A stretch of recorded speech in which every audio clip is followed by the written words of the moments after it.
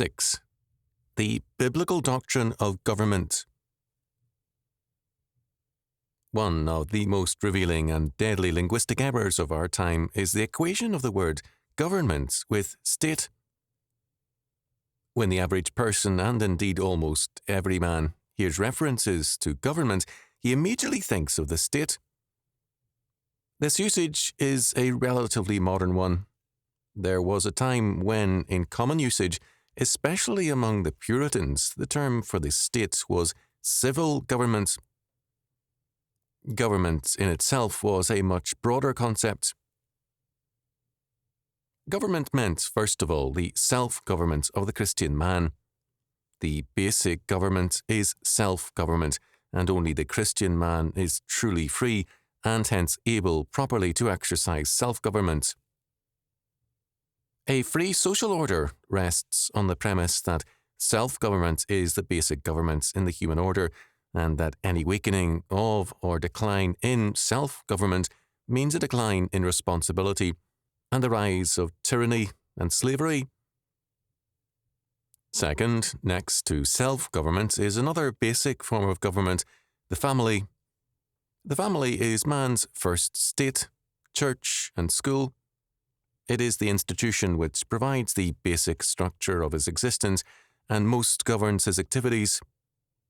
Man is reared in a family and then establishes a family, passing from the governed to the governing in a framework which extensively and profoundly shapes his concept of himself and of life in general.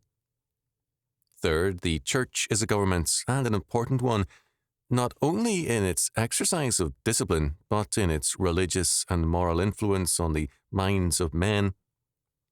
Even men outside the church are extensively governed in each era, even if only in a negative sense, by the stand of the church. The failure of the church to provide biblical government has deadly repercussions on a culture. Fourth, the school is a government, and a very important one. The desire of statists to control education rests on the knowledge of the school's significant part in the government of man. For formal education to be surrendered to the state is thus a basic surrender of man's self-government. Fifth, a man's vocation, his business, work, profession, or calling, is an important government. A man is governed by the conditions of his vocation or work. In terms of it, he will educate himself, uproot his family and travel to another community, spend most of his waking hours in its service, and continually work therein to attain greater mastery and advancement. Vocations are both areas of government over man, and, at the same time, a central area of self-government. Sixth, private associations are important forms of government. They include a man's neighbourhood, his friends, voluntary organisations, strangers he must meet daily, and other like associations. A man dresses, speaks, thinks, and acts in an awareness of these associations with a desire to be congenial, to further a given faith or cause, or to enhance his social status. These associations have a major governing influence on man, but they can also be means in areas whereby he exercises his government over others, influencing or directing them. Seventh, another area of government is civil government, or the state. The state is thus one government among many, and to make the state equivalent to government per se is destructive of liberty and of life. The governmental area of the state must be strictly limited, lest all government be destroyed by the tyranny of one realm. The issue in the persecution of the early church was the resistance of the Christians to the totalitarian claims of the state. The Christians were asked to sacrifice to the genius of the emperor, that is, to offer incense to him. This, in its earlier forms, was not a recognition of the deity of the emperor, because only the dead emperor was deified upon approval of the Senate. It was a recognition that the state, in the person of the emperor, was the mediating and governing institution between the gods and men, and that all life and government was under the jurisdiction of the state. Religious liberty was available to the Church upon recognition of that premise. The Roman Empire, in other words, like the modern state, assumed that it had the right to deny or grant religious liberty because religion, like every other sphere of human activity, was a department under the state. The Church denied this. Christians defended themselves as the most law-abiding citizens and subjects of the empire, ever faithful in prayer for those in authority, but they denied the right of the state to govern the Church. The Church, directly under God, cannot submit itself to any government other than that of Jesus Christ. This was the issue. Abuses of order within the Church are no more under the government of the state than abuses within the state are under the government of the Church. And the same is true of every other realm of government: family, church, school, business, and the like. Reformed theologians restricted the right of rebellion against an unjust order within the state to a legitimate order within that state, that is, to other civil magistrates who, in the name of the law, moved to correct the abuses of civil order. The various spheres are interlocking and interdependent and yet independent. Thus, Deuteronomy 21:18-21 deals with the death penalty for a juvenile delinquent. The parents do not have the power of the sword, that is, of capital punishment. Upon reporting the incorrigible nature of their son to the city elders, the parents carry their governmental authority to its limits. The elders, upon confirmation of the charges, then assumed their jurisdiction, capital punishment for what was now, upon report, a civil offence. Clearly, the various spheres do not exist in a vacuum. They are interlocking, but the integrity of each is nonetheless real. The resistance of the Church to taxation is based on this independence. The Church is an independent sphere and kingdom, and, although residing within a state, it is not a part of that state. It has extraterritorial status. It is comparable to a foreign embassy. The law of the Church alone is applicable on that soil. The Roman Catholic Church, better than Protestantism, has understood the implications of maintaining this extraterritorial status. The existence of the Church as a church is at stake. Similarly, biblical law did not recognize the legitimacy of a land tax because a land tax destroys the independence of every sphere of government and makes each and every sphere subordinate to the state. The land, in biblical law, was free from taxation. Rand's summary is accurate. It was impossible to dispossess men of their inheritance under the law of the Lord, as no taxes were levied against land. Regardless of a man's personal commitments, he could not disinherit his family by being dispossessed of his land forever. Millions of people today have no inheritance in the land and are pauperized in a country where hundreds of thousands of acres of land lie idle and unused. Because taxes are levied against the land instead of being levied against the increase from that land, men cannot afford to possess land. Through a system of debt that impoverishes the many and enriches the few, the tendency has been to dispossess the many in our refusal to keep the law which states that ye shall not therefore oppress one another, and we penalize through taxation those who should inherit the land.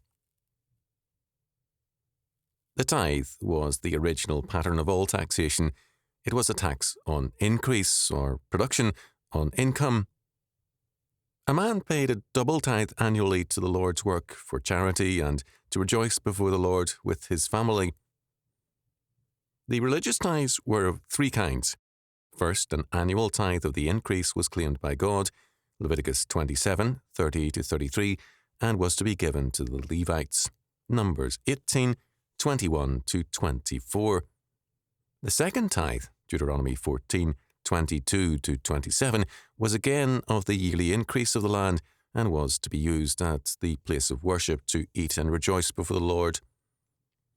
The third tithe, Deuteronomy 14:28 following, every third year only, was to be laid up at home.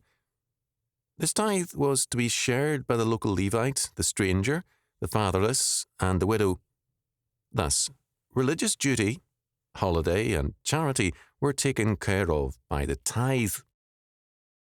The words tithe and tax were once equivalent. They referred also to the same thing, a tax on increase. When God, in declaring to Samuel the implications of apostasy, outlined the course of tyranny and totalitarianism, he stated that it would lead directly to a land tax, 1 Samuel 8:14 and 15, and a personal property tax, 1 Samuel 8:15 and 17. It would also involve forced labour as a tax, 1 Samuel 8:13 and 16. The subsequent history of Israel and Judah confirmed this abundantly. The land was divided for purposes of taxation, 1 Kings 4:7, forced labour as a tax came into being, 1 Kings 5:13, and confiscation of property, also predicted, 1 Samuel 8:14 came to pass, 1 Kings 21. The land tax became an arm of royal power, 2 Kings 23:25, and so on. The basic premise of the tithe is the oft-repeated declaration that the earth is the Lord's and the fullness thereof, Exodus 9:29, Deuteronomy 10:14, Psalm 24:1, 1 Corinthians 10:26, etc. A tax on the land, therefore, is a tax against God. This is not lawful. God's earth cannot be taxed, but man's labour, his increase, production, or income can be taxed by both God and man, hence the tithe. By restricting taxation to production, the Bible restricted severely the powers of the state and preserved the liberty of the family, the merchant, the church, and every other order of life.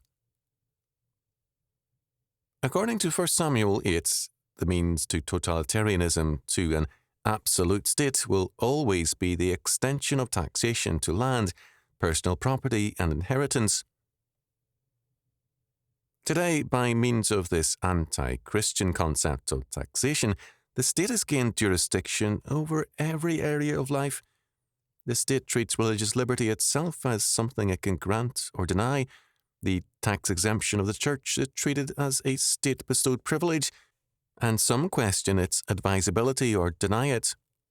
Meanwhile, anti-Christian churchmen demand the destruction of the church by pleading for the taxation of the church. In this rise to totalitarian power, the state has smoothed its way at every turn by claiming to act in behalf of man as a representative of the people. In the name of man, the state has usurped the place of God. It has then turned on all men to demand a tax of them as Lord of the earth, as the very Creator. God, while claiming ownership, demanded no land and property tax, only a tithe of the increase. The integrity of his creature, man, was thus preserved as God's image bearer. Judgments could be the outcome or blessing the reward, but man's course was man's choice.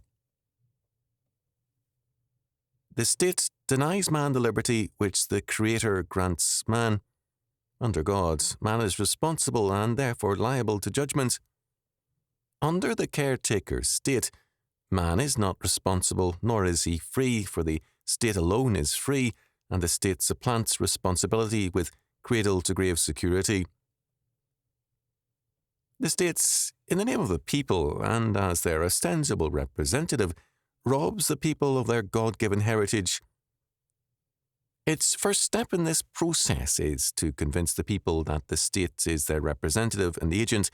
Then, in the name of the majority, or better, the general will as interpreted by the state takes over all government. It controls or owns the earth, and it plays at being God.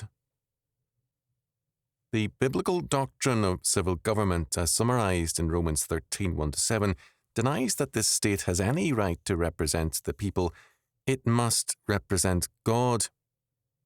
All power is ordained of God, and the state is one such power. Man's law must be rooted in God's law. Lawlessness, in this sense, is resistance to God. First of all, civil government is of divine institution. It is ordained of God and is a part of God's kingdom and government. Romans 13:1 and 2. Second, the civil government is ordained to promote good by providing conditions for its welfare, by punishing criminals and preventing crime. Its essential function is thus justice, godly order. Romans 13:3 and 4. Third, civil government has the approval of Christian conscience. It is an authority like that of parents and church officers, which is ordained of God, the only rightful source of authority. According to Hodge's comment on Romans 13:1, all authority is of God. No man has any rightful power over other men which is not derived from God. All human power is delegated and ministerial. This is true of parents, of magistrates, and of church officers. This, however, is not all the passage means. It not only asserts that all government is derived from God, but that every magistrate is of God, that is, his authority is jure divino. Paul was aware that various officials were variously appointed in his day. Some held their office by heredity, by appointment from the Senate, army, or people, by election, and by assumption or usurpation. The means to office were various, but the same principle applied. Their authority was of God in the discharge of their office, to be a terror to evildoers. Every de facto government has this duty, and the Christian has an obligation to be obedient to it as long as it fulfills in some sense this function. Hodge, on Romans 13:2, noted, "It was to Paul a matter of little importance whether the Roman emperor was appointed by the Senate, the army, or the people, whether the assumption of the imperial authority by Caesar was just or unjust, or whether his successors had a legitimate claim to the throne or not. It was his object to lay down the simple principle that magistrates are to be obeyed. The extent of this obedience is to be determined from the nature of the case. They are to be obeyed as magistrates in the exercise of their lawful authority. When Paul commands wives to obey their husbands, they are required to obey them as husbands, not as masters, nor as kings.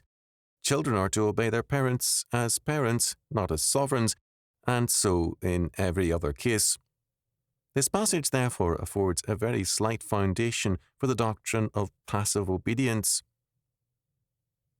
To obey the state, therefore, when it enters into the domain of the church, whether to deny or to grant it the right of life or of liberty of worship, or merely to regulate its existence, is to disobey God and to render to Caesar what belongs to God. This the early church refused to do. To obey the state when it enters into the domain of the family, school, business, and other like areas is again to disobey God and to make a god of the state. The state which transgresses in this manner incurs the ultimate judgment of God. In Psalm 82, civil magistrates are called gods or sons of God, that is, types of the Messiah, the Son of God, in view of their authority. They have a delegated jurisdiction over men, which places great power in their hands, the power of the sword. Jesus declared they were called gods or sons of God because to them the word of God came. John 10:34 following. That is, their office was established by his word, and insofar as they judged justly, they were administering God's justice. But upon disobedience, they would die like men, like all creatures of disobedience. 1 Samuel 8:7 following makes clear, first, that statism is a rejection of God, and the growth of statist power coincides with the decline of the true faith. Second, when men seek their security from the state rather than from God, they lose security and gain slavery. Third, men who will not be God's servants become the state's servants or slaves. Fourth, the day will come when they cry out in agony because of their bondage, but the Lord will not hear you in that day. 1 Samuel 8:18, because it is the just reward for their apostasy. Because God is sovereign, statism is, first of all, an attack on God's overlordship. It is an offense against God and an attack on his sovereignty. Second, God has declared that he will avenge himself. Third, man must realize that statism is primarily directed against God and that its essential thrust is anti-Christian. Man's primary remedial measure must therefore be religious, although it cannot be exclusively so. The Christian has certain duties towards civil government. First, he must esteem and respect civil magistrates as God's ministers, 1 Peter 2:13-14, Titus 3:1. The despisers of authority are denounced, 2 Peter 2:10, Jude 8. Second, this respect requires obedience in all lawful things, Romans 13:1 and 2, Titus 3:1, 1 Peter 3:13 and 14, 1 Timothy 2:1 and 2. Third, he must render service, military or tax where service is due, Romans 13:7. Fourth, he must pray even for hostile officers, 1 Timothy 2:1-3, that they be blessed in their faithfulness and cursed in their lawlessness. Fifth, where a situation requires it, he must obey God rather than man, Acts 5:29. In the anti-Christian perspective, the function of the state, first of all, is to represent men rather than God. The state denies the sovereignty of God, and, in the name of the people, it asserts its own sovereignty. Second, the modern state declares itself to be a human institution whose function is to promote human welfare. In the broadest sense is the state's concern. The state usurps the right of man to govern himself under God. The state becomes the totality of government, human and divine.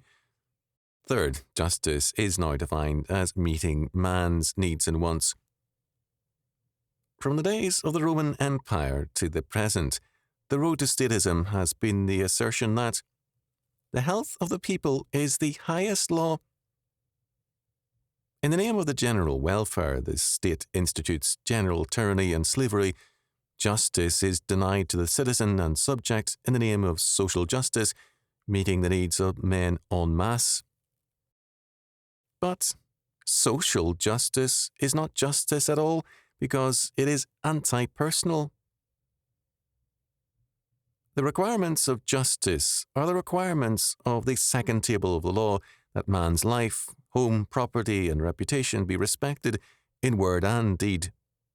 Social justice denies the integrity of man's life, home, property, and reputation in the name of classes of men as a body, and men as a body means this state. Thus, social justice means the denial of justice because social justice is anti-personal. It is not the property of the individual, nor his life, home, and reputation which count, but the demands of a class as embodied in the state. And since the state takes over the function of that class, whether the nobility or workers, the class itself loses all individual rights to the state. Social justice is always a paramount and central doctrine of statism, and the pretension to general welfare concerns is an instrument to power. Whenever a state denies God's law as the fundamental law, it becomes an instrument of lawlessness, because the basic function of the state's law ceases progressively to be justice and becomes power. Law is heaped upon law, regulation upon regulation, executive order upon executive order, all to one end, to increase the power of the state.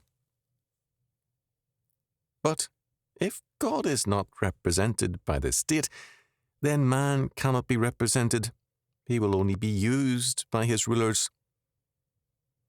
When the state represents God, it must represent men, in that its law now reflects God's concern for justice. Justice is man's best representative. Whether a man can vote or not is not nearly as important as the question of justice.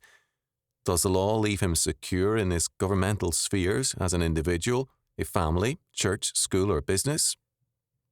Are these free areas of government, and does the civil law function to protect him from evildoers and to grant him justice against civil wrongs? If he lacks these, he will only vote on irrelevant or minor issues.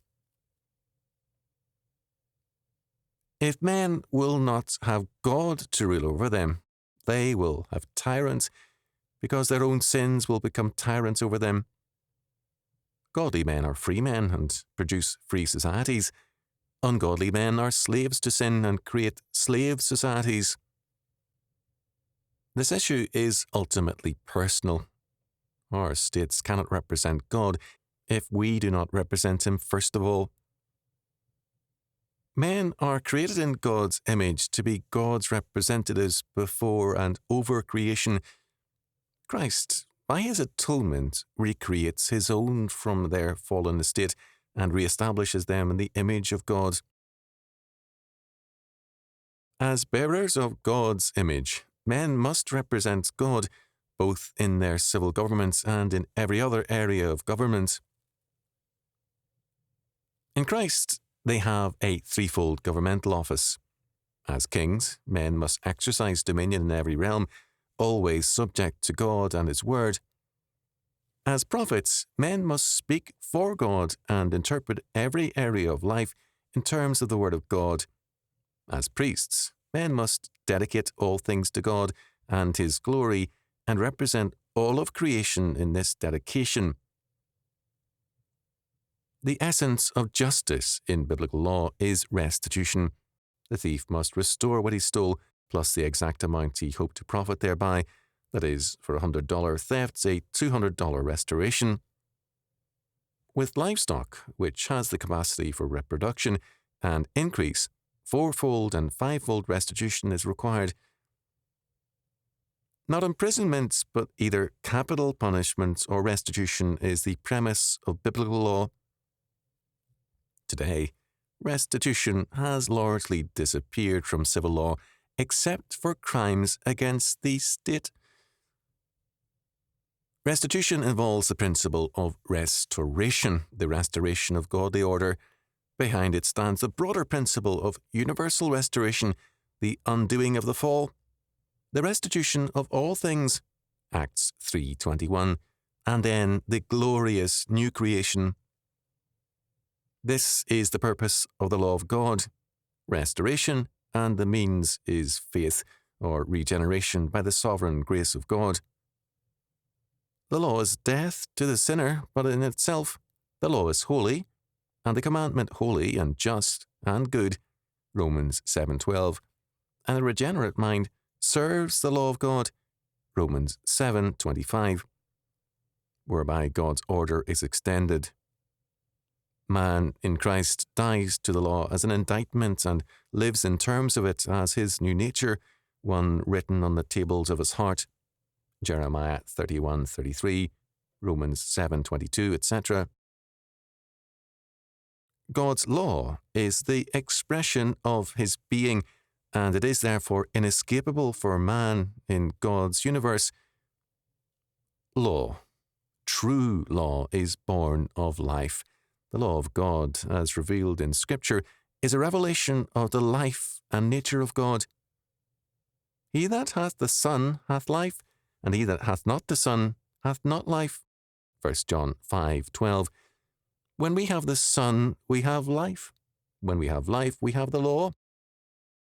Our lives, our various forms and spheres of government, are then revelational of God and His law, of his nature.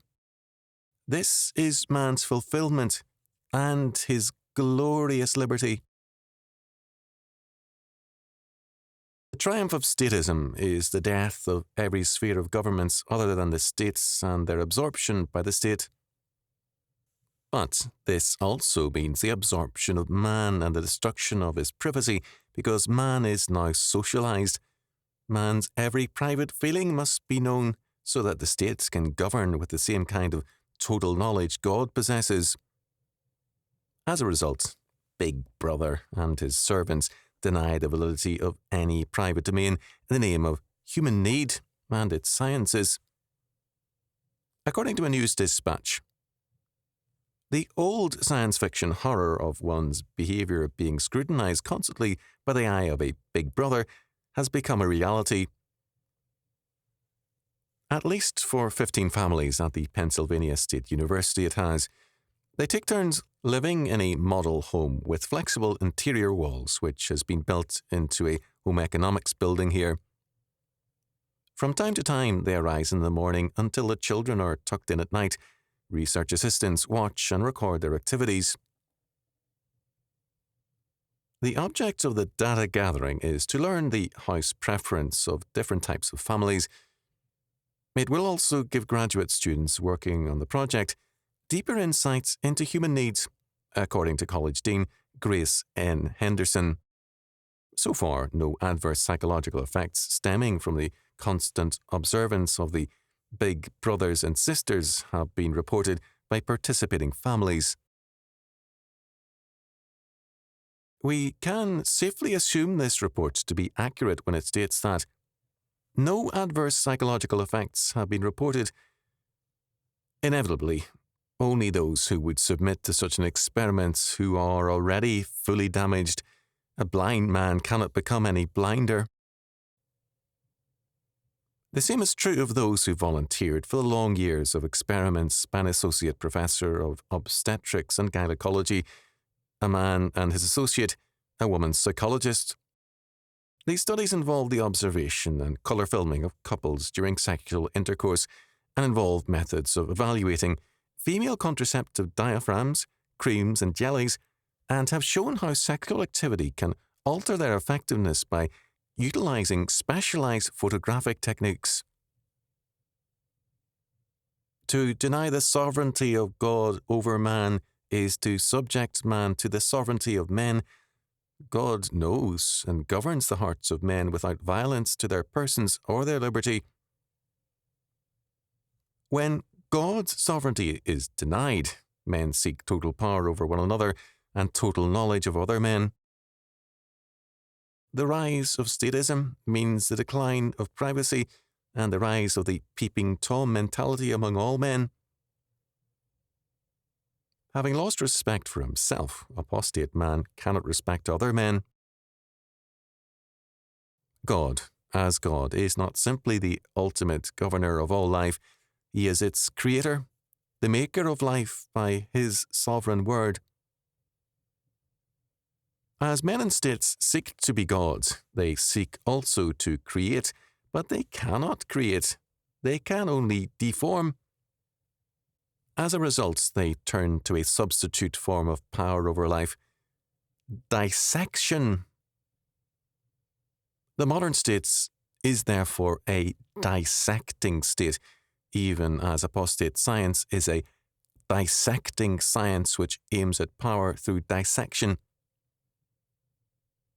The experiments described above are instances of this kind of lust for power.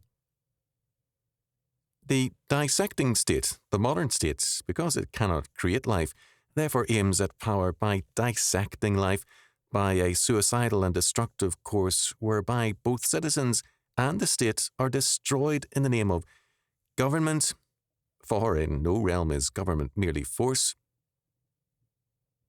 As Isabel Patterson pointed out, the constituent elements of governments is not force.